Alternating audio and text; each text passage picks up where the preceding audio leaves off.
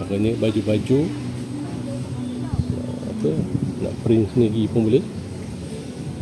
Selain daripada asam-asam, bahan Thailand, pakaian-pakaian, baju-baju orang dewasa, lelaki, perempuan, kanak-kanak.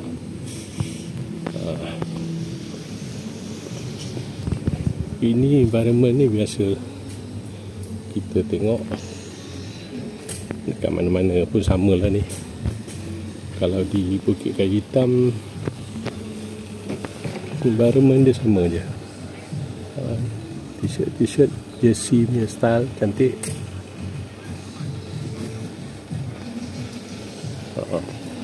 Inilah yang paling popular sekali dulu pun. Barangan-barangan aluminium, plastik, dan juga seluar-seluar, jersey, barang emas. Kualitinya tahan ni kamu. Bagus. Berapa lama tahan ni? Yang mana? Ni kualiti dia kalau tak untur ke? Dia lama juga. Lama tapi juga. Hanya sebab dia dah Korea.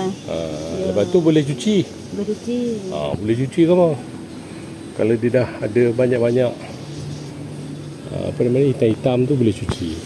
Tak ada masalah. Tidak luntur. Okey, baik. Terima kasih. Ini orang perempuan suka lah ni.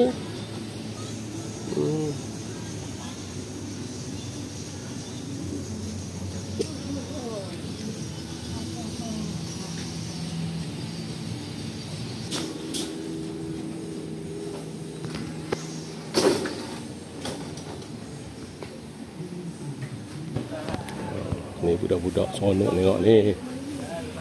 Lompat dia menengok benda-benda ni apa ni.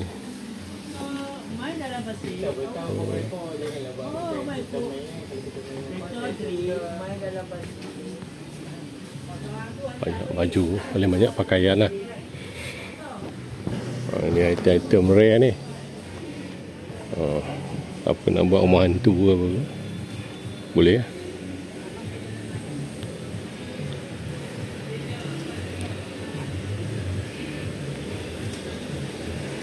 Ni kacang-kacang daripada Thailand.